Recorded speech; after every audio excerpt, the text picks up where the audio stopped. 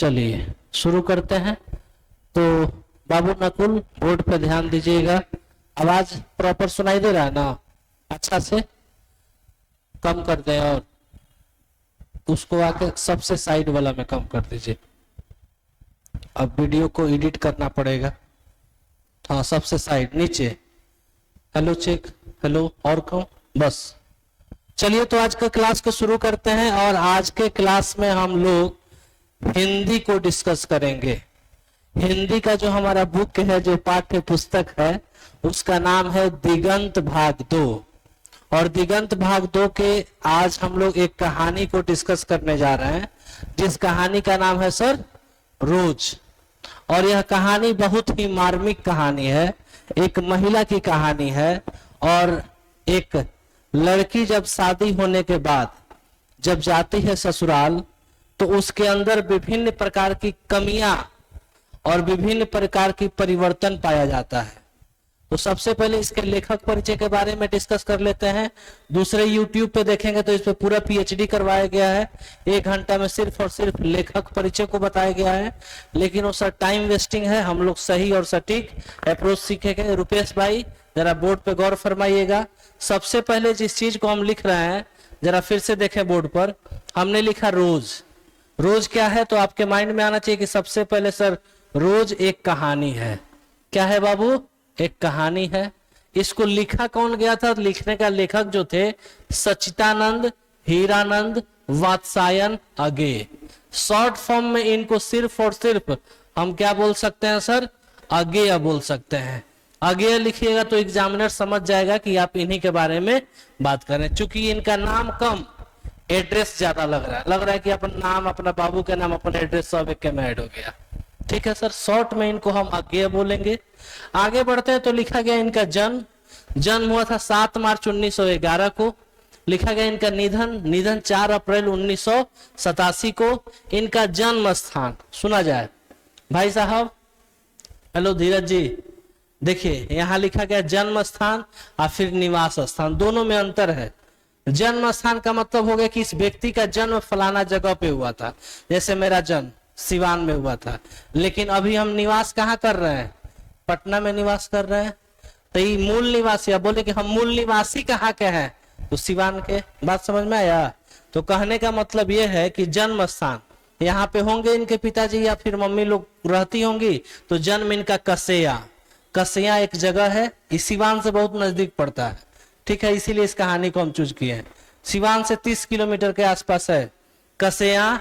फिर कुशीनगर जिला पड़ता है, कुशीनगर। कसेया एक गांव है और उत्तर प्रदेश उसकी क्या है?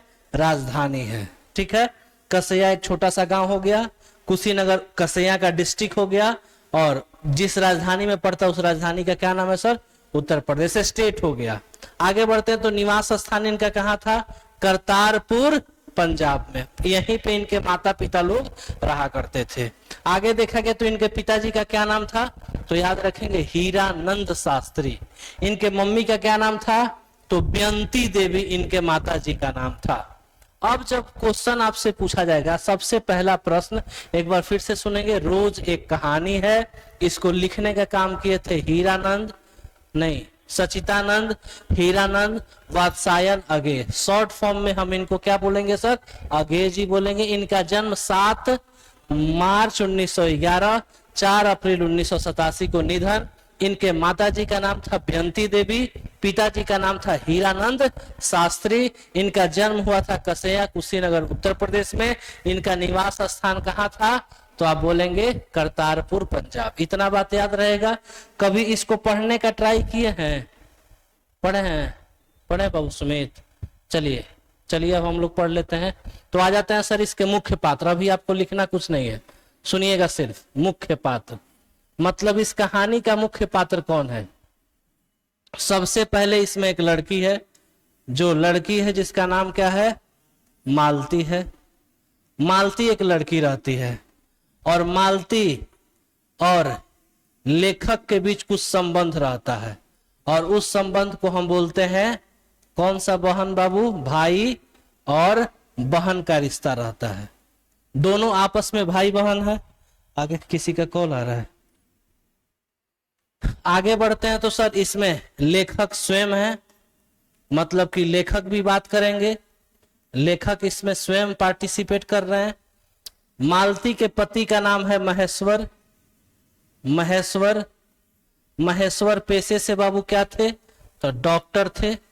इसमें एक और कैरेक्टर है जिसका नाम बताया गया है कूली है।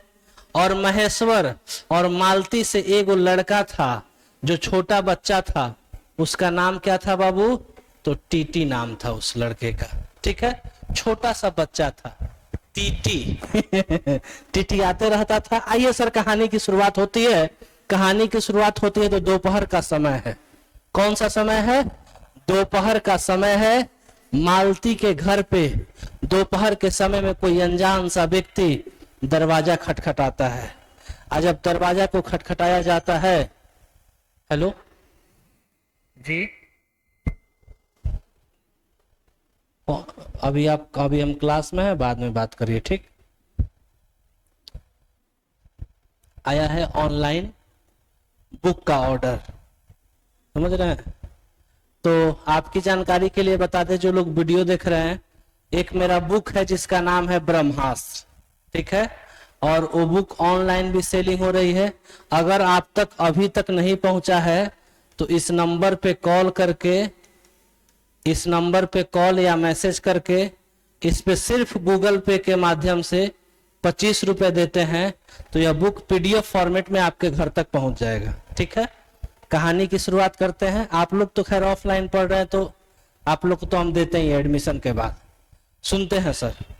तो कहानी की शुरुआत होती है, मालती और लेखक के बीच जो संबंध है, भाई बहन का संबंध है।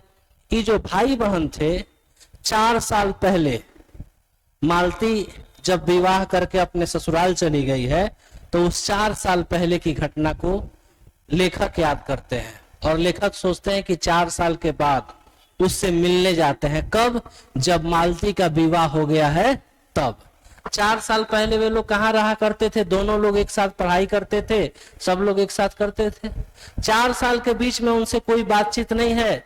और शादी में भी जब मालती का शादी होता है, जब मालती का विवाह करवाया जाता है तो मालती के भी विवाह में आपके लेखक जो हैं, जिनका नाम सचितानंद, हीरानंद, वात्सायन अगेय हैं, वो मालती के शादी में सम्मिलित नहीं होते हैं। कहाँ थे उस समय, वह उस समय शहर में पढ़ाई कर रहे होते हैं, इस वजह से वह शादी में सम्मिलित नहीं होते हैं। शादी हो जाने के बाद 4 साल बाद जब मालती के घर पे पहुंचते, एकदम दोपहर का दिन था। बाबू रुपेश जरा मेरे तरफ गौर फरमाइएगा, दोपहर का समय था और दोपहर का समय था और जाते हैं अपने मालती का दरवाजा खटखटाते हैं। कौन, लेखक। लेखक कौन है, अगेय जी, सचितानंद, हीरानंद, वात्सायन अगेय। जब दरवाजा को खटखटाते हैं तो दरवाजा जैसे ही खटखटाया जाता है तो उसमें से एक महिला निकलती है। महिला निकलती है, उस महिला का नाम क्या बताया गया, मालती। लेकिन मालती के चेहरे पे थोड़ी सी भी अपने भाई को देखकर थोड़ी सी भी प्रसन्नता नहीं दिखता है। प्रसन्नता नहीं दिखता है तो 4 साल के बाद अगर आपका भाई मिले तो चेहरे पे देख के खुशी तो होगा ही, लेकिन मालती के चेहरे पे जब खुशी नहीं दिखता है तो लेखक सोचने लगता है कि मेरी बहन को हो क्या गया है। जो मुझे देख के हमेशा मुस्कुराया करती थी, जो मुझे देखती थी तो हमेशा मेरे मिलने के लिए कूद पड़ती थी, आज इसके चेहरे पे इतनी मलिनता क्यों है। लग रहा है कि इस घर पे सांप का साया मंडरा रहा है, इस घर में ऐसी काल कोठरी हो गई है इसके लिए। और यह लड़की जो इतना ज्यादा बचपन में चंचल हुआ करती थी, लग रहा है इसको कुछ हो गया है। यहाँ तक कि मालती उससे हाल चाल भी नहीं पूछती है। अब बेचारे, ठीक है अंदर आइए, एकदम इग्नोरेंस टाइप का लग रहा है कि कोई इनकार कर रहा है, नहीं चाहता है कि मेरे घर पे कोई व्यक्ति आए। इनकार करते हुए बेचारी बोलती है अंदर आइए। पीछे पीछे लेखक साहब क्या करते हैं, घर में पहुंचते हैं। और घर में पहुंचते हैं, उसके बाद हमने बताया कि शादी में सम्मिलित नहीं हुए थे। तो पूछते हैं कौन, हीरानंद वात्सायन अगेय पूछते हैं कि वो कहाँ है। वो का मतलब कौन, उनके जीजा जी अर्थात मालती के पति, मालती के हस्बैंड। पूछते हैं वो कहाँ है, देख रहे हैं वो का मतलब यह हुआ कि इसका मतलब कि वात्सायन अगेय जी को अपने जीजा जी का नाम नहीं पता है। पूछ रहे कि वो कहाँ है तो उनको जवाब देती है कि वो अस्पताल गए हुए हैं, अस्पताल गए हुए हैं, वो अस्पताल में डॉक्टर के रूप में कार्यरत हैं, काम करते हैं। अब उसके बाद उतने ही देर में पूछते हैं कि कब आते हैं वो, तो जवाब देती है 1 या 1:30 बजे घर वापस आते हैं। याद रखिएगा, घड़ी के तरफ देखती हैं और 1 और 1:30 बजे घर आते हैं। लेखक वात्सायन आगे दोपहर के समय उनके घर गए थे, चिलचिलाती धूप में गए थे। कितने बजे? तो 12 सवा 12 बजे के आसपास गए थे, 12 बजे के आसपास गए थे। अब देखते हैं तो 1:30 बजने वाला रहता, अब तो 1:30 बजेगा ही।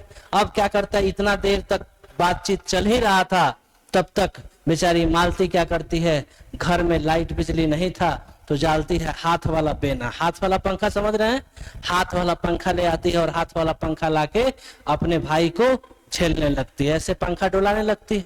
पंखा डोलाने लगती है तो बेचारे अगे जी बोलते हैं कि दो मैं खुद कर लेता हूँ। तो बोलते हैं कि नहीं नहीं, इतना दूर से थके थके आए हैं, वैसे आप आए किससे, पंखा ऐसे चल रहा है, आए किससे, पैदल आए हैं या कार से आए हैं? तो बोलते हैं कि मैं तो खुद पैदल आया हूँ। अब जब इतना बात बोलते हैं तब तक कि अभी पंखा डोला ही रही थी, तब तक कि बचवा का क्या नाम था, टीटी, टीटी टेटी आने लगता है, बच्चा जैसे रोता है, अब कोहा कोहा करके बच्चा रोने लगता है।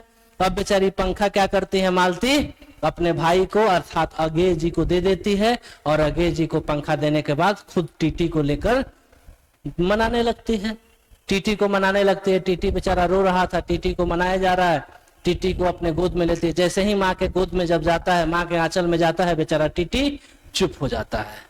इतना सब चीज देखने के बाद लेखक साहब इस चीज को ऑब्जर्व कर रहे थे, इस चीज को एहसास कर रहे थे कि एक लड़की जो पहले कितना ज्यादा केयरलेस मतलब कि बेपरवाह हुआ करती थी, इसके अंदर जिम्मेदारी आ गई है। मतलब कि एक छोटा बच्चा जब रो रहा है तो इसको पता चलता है क्या कि उस बच्चे को हमको जाकर उठाना चाहिए। इसके अंदर जिम्मेदारियां आ गई हैं। शादी होने के बाद बोलते हैं कि बचपन में ऐसी जिम्मेदारवान नहीं थी, बचपन में इसको कोई बोलता था तो कुछ भी कर देती थी। ऐसा बात अभी लेखक सोच ही रहे थे और सोच ही रहे थे तो धीरे धीरे समय बीत रहा था। समय बीत रहा था तो जब घड़ी बजती है 1:30 बजती है तो 1:30 बजती है तो मालती का ध्यान घड़ी के तरफ जाता है और घड़ी के तरफ देखते और बोलती है अब वो आ ही रहे होंगे। कौन आ रहे होंगे?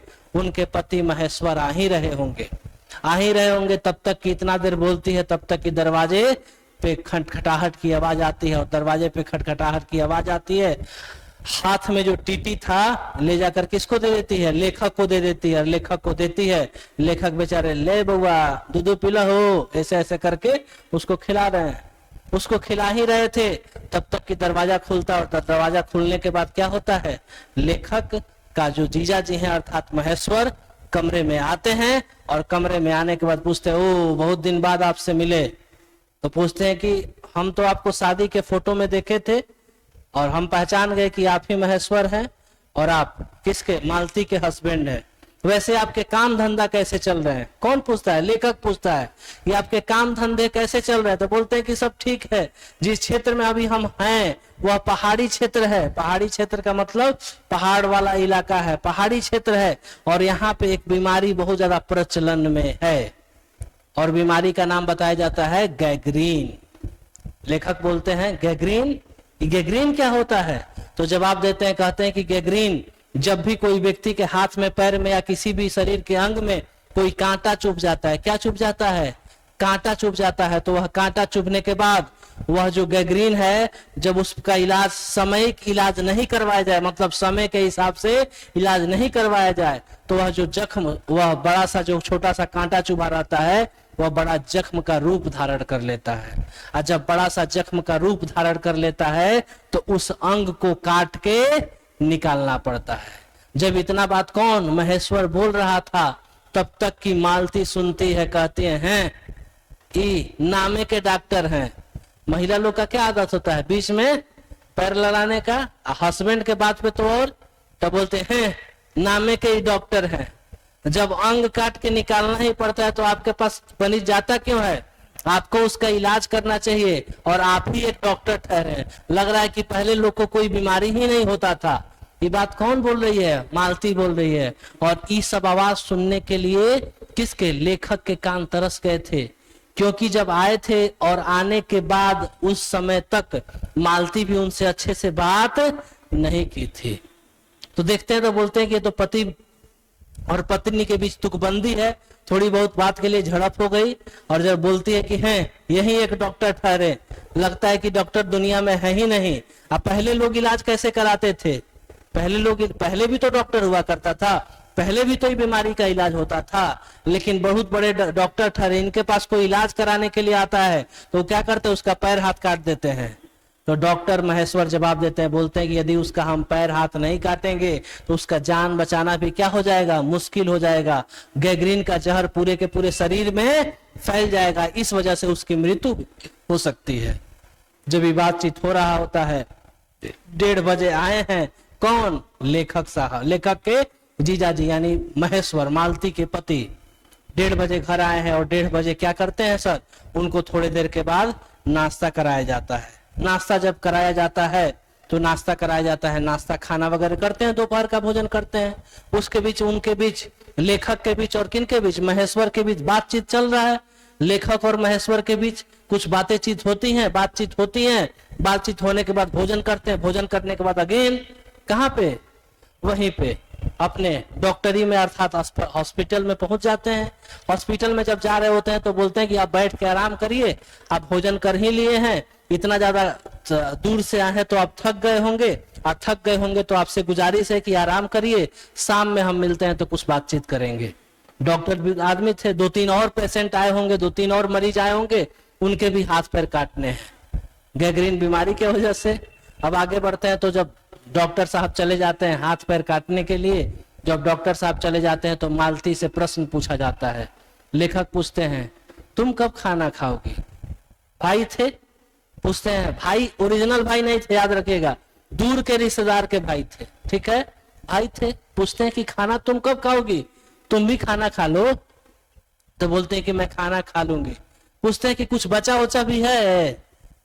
क्यों भी बात पूछ रहे हैं? क्योंकि जो सब्जी बना हुआ था, जो भोजन परोसा गया था, लेखक साहब दूर से आए थे, पैदल से आए थे कि कार की सवारी करके, पैदल आए थे, बड़ी भूख लगल था।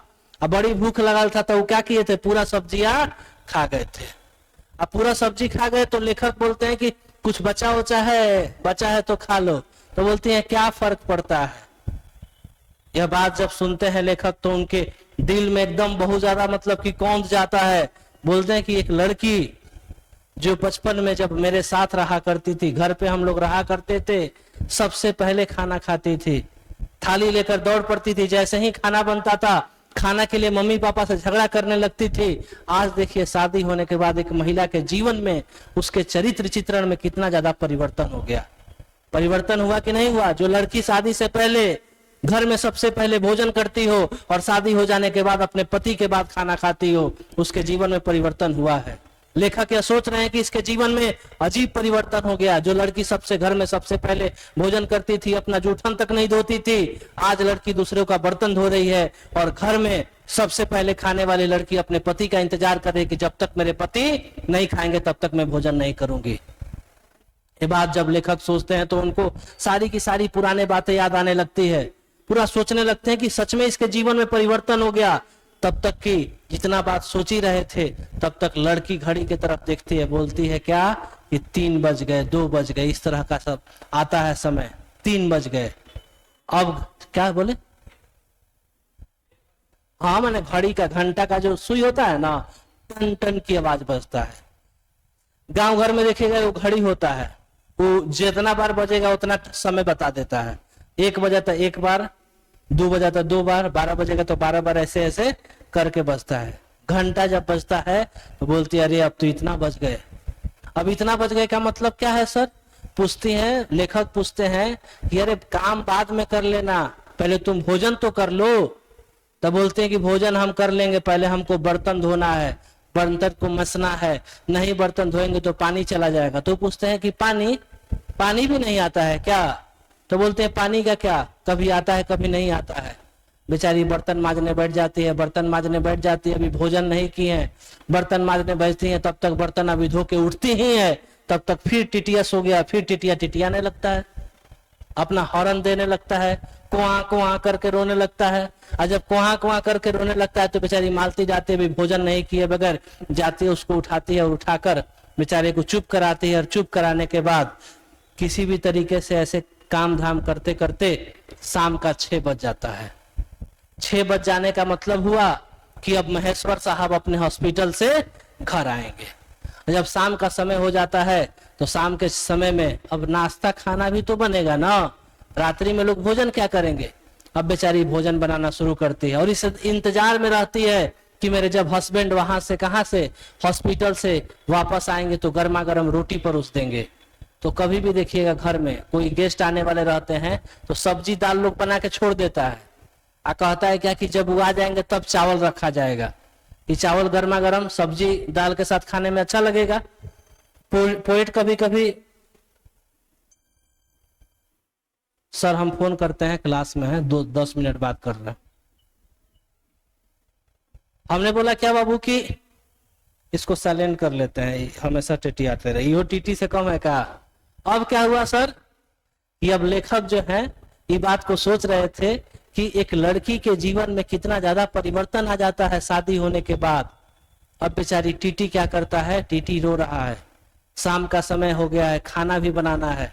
और खाना बनाने के लिए क्या करती है टीटी, टीटी को उठाती है, ले जाके अपने भैया को दे देती हैं। अब भैया बेचारे खिला रहे होते हैं, सोचती है कि जब वो आएंगे तभी रोटी बनाएंगे। तब तक कि जब शाम होता है फिर से दरवाजा खटखटाया जाता है, तब बोलती है कि लग रहा है वो आ गए। दौड़े दौड़े जाती है, दरवाजा खोलती है। दरवाजा खोलती है तो उनके साथ, महेश्वर के साथ एगो कुली भी आया था। कुली कौन था बाबू, कुली वो था जो व्यक्ति कौन, लेखक का सामान लेके आया था। लेखक का सामान लेके आ रहा था, आते आते देर हो गया तो लेखक का सामान रख देता है, कुली का बस इतना ही काम है। उसके बाद कुली चला जाता है। अब क्या होता है कि जब आ जाती हैं तो रोटी बनाना शुरू करती हैं, रोटी बनाकर सबको खाना देती है। तो खाना देने से पहले महेश्वर अपने साथ आम लेकर आया था। क्या लेकर आया था, आम लेकर आया था। और आम जो था पेपर में लपेटा हुआ था। तो लेखक महेश्वर जी बोलते हैं कि हम आम अपने साथ लेकर आए हैं, उस आम को क्या करना, जब हम लोग को तुम भोजन देना तो उस आम को काट कर भी हम लोग को साथ में दे देना। जब भोजन परोस देती हैं, भोजन परोस मतलब कि खाना सहार दिया जाता है, खाना सर्व करने के बाद आम को जब काटने जाती है वो महिला, क्या मालती, जब जाती है तो पेपर में लपेटा हुआ आम था, पेपर को उखाड़ कर ऐसे पढ़ने लगती है। चारों तरफ पेपर, शुरू से लेकर अंत तक न्यूज़पेपर अर्थात अखबार को पढ़ रही थी। यह सारी की सारी बातें कौन देख रहा था, लेखक देख रहे थे, ऑब्जर्व कर रहे थे, एहसास कर रहे थे, एक्सपीरियंस कर रहे थे। बोलते हैं कि वाह, आज इसको पढ़ाई सूझ रहा है। जब इसको बचपन में पिताजी मतलब किसके पिताजी, मालती के पिताजी, जब इसको बचपन में पिताजी बोलते थे कि तुमको पढ़ाई करना है, तभी पढ़ती नहीं थी। मुझे वह दिन आज भी याद आता है कि जब हम लोग विद्यालय जाया करते थे और पढ़ाई के बहाने आम के बगीचा में अमिया तोड़ तोड़ कर खाते थे। अमिया का मतलब क्या हुआ, कच्चा आम, टिकोड़ा जेकरा बिहार में बोला जाता है, टिकोड़ा ही ना बोला जाता है। अमिया तोड़ के खाते थे। और कभी कभी स्कूल के बहाने जाकर वह बागान में खेला करते थे, बागवानी वाला डांटता भी था। और पिताजी, एक बार की तो बात हद ही हो गई मालती के साथ। उसके पिताजी क्या किए, बाजार से एक नई किताब खरीद कर लाए और उसको किताब दी और बोले कि एक दिन में तुमको 20 पेज पढ़ना है। कितना पेज, 20 पेज। सप्ताह बाद मैं तुमसे पूछूंगा। बेचारी मालती क्या करती है, मालती उस किताब को पढ़ती नहीं है। मालती एक दिन में क्या करती है, 20 पेज को क्या कर देती है, फाड़ देती है। 8वें दिन जब उसके पिताजी पूछते हैं कि बताओ तुमने पढ़ा कि नहीं पढ़ा, क्या पढ़ा तुमने, आओ अब हम तुमसे प्रश्न पूछते हैं, जवाब देना। जब जवाब देने की बारी आती है तो पिताजी पूछते हैं कि तुम्हारी किताब कहाँ है। तो लड़की है कौन, मालती। मालती कहती है कि हमने उसको फाड़ के फेंक दिया। तो जब ये बात बोलती है तो पिताजी उसको खूब लतियाते हैं, खूबे मारते हैं। किसके पिताजी, मालती के पिताजी। और बोल रहे हैं कि आज जब पढ़ने का उम्र समाप्त हो गया, जब इसकी शादी हो गई है तो इसको क्या सूझ रहा है, पढ़ाई सूझ रहा है। यह बात सोचते हैं और याद करते हैं उन दिनों को। अपने साथ महेश्वर क्या लेकर आए थे बाबू, आम। किस में लपेटा हुआ था, पेपर में। अब क्या होता है सर, इतना सारा कहानी जब डिस्कस कर लिया जाता है तो खाना आता है सामने। खाना आने के बाद सब लोग भोजन करता है। भोजन करने के बाद महेश्वर साहब से पूछता है कि रात में आप लोग कहाँ सोते हैं। लेखक पूछते हैं कि रात में सोते कहाँ हैं आप लोग। तो बोलते हैं कि बस यहीं पे अंदर सोते हैं। तो बोलते हैं कि बहुत ज्यादा गर्मी है, मच्छर भी लगते होंगे। तो बोलते हैं हाँ अब क्या ही करें, मच्छर लगते होंगे तो किसी भी तरीके से सो लेते हैं। जब इतना बात बोला जाता है तो बेचारे कौन, महेश्वर सोचते हैं कि हाँ बात तो सही है, गर्मी का मौसम है, तब हम क्या करें। तब बोलते हैं कि मिला था उनको ससुराल से लोहे का चारपाई, लोहे का पलंग मिला हुआ था। उस जमाने में लोहे का पलंग मिलता है। टीटी को बेचारे गोद में लिए हुए थे। टीटी को क्या करते हैं, बीचवा में बैठा देते हैं। बीच में बैठाने के बाद टीटी को उसी बीच में बैठा दिया जाता है। बीच में बैठाने के बाद उसको उठा के, किसको उठा के, टीटी को, चारपाई को उठा, या पलंग को, दोनों लोग उठा के दोनों लोग मिलके कहाँ करते हैं, घर से बाहर। घर से बाहर करते हैं। रात्रि के लगभग 10-11 बज चुके हैं। 11 बज गया है रात्रि का। रात्रि का 11 बज गया है। घड़ी के तरफ मालती फिर देखती है, समय बचता है। तो बेचारे अगे जी पूछते हैं कि तुम खाना खाई हो, बहन ने तुमने खाना खाया। लेखक जब पूछते हैं तो बोलते हैं कि मैं खा लूंगी, मैं खा लूंगी। फिर से वही चीज उनके माइंड में कौंधने लगता है कि एक लड़की के जीवन में सचमुच परिवर्तन हो ही जाता है, परिवर्तन हो ही जाता है। सब लोग सो जाते हैं, लेखक भी सो जाते हैं, सोए नहीं हैं। अब महेश्वर हारे थके थे, हारे थके मतलब ऑपरेशन कर करके दिन भर ड्यूटी में बेचारे हारे थके थे, वो सो जाते हैं। अब लेखक अपने बहना को देख के इस इंतजार में देखते हैं कि कम से कम अपने बहन को मैं खाते हुए तो देख लूं, अपने बहन को खाते हुए देख लूं। तब तक कि पानी का आने का आवाज सुनाई देने लगता है। पानी के आने का, टोटी खुला था, पानी आता है तो आवाज करने लगता है। आवाज करने लगता है तो मालती कहती है कि जाती हूँ बर्तन धो लेती हूँ, नहीं तो पानी चला जाएगा। अब बेचारी रात की भी खाना नहीं खाई, जाती है बर्तन धोने लगती है। लास्ट में जो सब कुछ काम कर लेती है, तो लास्ट में करने के बाद अभी खाना का एक निवाला अपने मुंह में लेने ही वाली थी, तब तक कि बेटा जो सोया हुआ था बिस्तर पर से लुढ़किया मार के नीचे गिर जाता है। नीचे गिर जाता है। उसके बाद लगती है फिर से आके कुआ कुआ ऐसे रोने लग रहा है। आज जब रोने लग रहा है जब रोने लग रहा है तो आती है तक बोलती है बेचारी मालती, कहती ही हमेशा तो रोते ही रहता है, ये हमेशा तो रोते ही रहता है, और इसका गिरना एकदम स्वाभाविक है, हमेशा गिरते रहता है, लौटते रहता है, न जाने इसको क्या हो गया है। जब ऐसा बात बोलती है तो लेखक फिर से सोचने लगते हैं कि एक माँ का यह कथन नहीं हो सकता है, एक जो सच्ची माँ होगी ऐसा कभी नहीं बोल सकती है। तो बोलते हैं, लेखक सोच रहे हैं कि शायद शादी के बाद इसके अंदर वैसा अनुभव नहीं आया है कि एक ओरिजिनल मातृत्व क्या होता है, एक अच्छा मातृत्व क्या होता है, एक अच्छा ममता क्या होता है। शायद शादी होने के बाद इसके जीवन में परिवर्तन तो आ गया, लेकिन माँ बनने के बाद इसके अंदर मातृत्व नहीं आया है, क्योंकि माँ अपने बेटे के लिए ऐसा शब्द यूज नहीं करती। तो ऐसा बात लेखक सोच रहे हैं, और लेखक सोचते सोचते ऐसे ही आंख खोले हुए हैं, आंख खोले हुए हैं, चांदनी रात को देखते हैं और बोलते हैं कि सच में इस घर में किसी का साया है। किसका साया है बाबू? शांति का साया, सांप का साया मंडरा रहा है। लग रहा है इस घर में आने के बाद मैं भी उसी रूप रंग में ढल गया हूं। लेखक भी शांत चित हो गए थे, और यही सोचते सोचते क्या होता है, लेखक सोचने लगते हैं और बोलते हैं कि सच में किसी महिला का अगर शादी होता है तो शादी होने के बाद उसका जीवन परिवर्तन, चरित्र और चित्र दोनों में परिवर्तन हो जाता है। और ऐसे जागते जागते आंख खोले खोले खोले खोले रात्रि के समय वह सो जाते हैं, और कहानी यहीं पे समाप्त हो जाता है। उम्मीद करते हैं आपको कहानी समझ में आया होगा। अगर आप चैनल पे पहली बार थे तो चैनल को सब्सक्राइब जरूर करेंगे। ऐसे जनरली हम बोलते नहीं है, आप सब्सक्राइब कर दीजिएगा। अच्छा लगा हो तो वीडियो लाइक जरूर करिएगा। Thank you so much. बाबू बंद कर दीजिए।